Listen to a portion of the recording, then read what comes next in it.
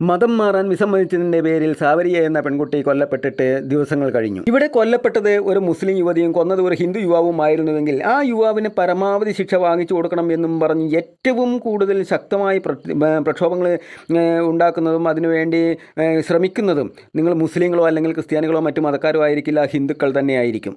എന്നാൽ ഇസ്ലാം മതത്തിലേക്ക് മതം മാറാൻ വിസമ്മതിച്ചതിൻ്റെ പേരിൽ നടന്ന ഈ സാവരിയയുടെ കൊലപാതകം നടന്നിട്ട് ഇന്നേക്ക് 3-4 ദിവസം കഴിഞ്ഞിട്ട് പോലും ഇതുവരെ ഏതെങ്കിലും ഒരു മുസ്ലിം പണ്ഡിതൻ അത് തെറ്റായി പോയെന്നോ അല്ലെങ്കിൽ അങ്ങനെ ഒരു കൊലപാതകം നടന്നിട്ടുണ്ടെങ്കിൽ ആ പ്രതി ശിക്ഷിക്കപ്പെടണമെന്നോ ഇതുവരെ എവിടെയെങ്കിലും പറഞ്ഞതായിട്ട് നമ്മൾ കേട്ടിട്ടുണ്ടോ? അതായത് ഞങ്ങളുടെ ഇസ്ലാം മതത്തിൻ്റെ തത്വങ്ങൾ കൊണ്ട് ഒരു മനുഷ്യനെയും ആകർഷിച്ച് ഞങ്ങളുടെ മതത്തിലേക്ക് കൊണ്ടുവരാൻ കഴിയില്ല. ഇങ്ങനെ ഭീഷണിപ്പെടുത്തിയും മറ്റ് പ്രലോഭനങ്ങളും വാഗ്ദാനങ്ങളൊക്കെ നൽകിയും മാത്രമേ ഞങ്ങളുടെ മതത്തിലേക്ക് ആളെ കൊണ്ടുവരാൻ പറ്റൂ, അങ്ങനെ മാത്രമേ ഞങ്ങളുടെ മതത്തെ നിലനിർത്താൻ പറ്റൂ എന്നുള്ള ഒരു കുറ്റസമ്മതം മതപണ്ഡിതന്മാർ നടത്തുകയാണ് ഈ മൗനം വഴി. ഇസ്ലാം മതപണ്ഡിതന്മാരുടെ ഈ മൗനത്തോളം വരുന്ന മറ്റൊരു നാണക്കേടും മുസ്ലിങ്ങൾക്കും ഇസ്ലാം മതത്തിനും ഇനി വരാനില്ല.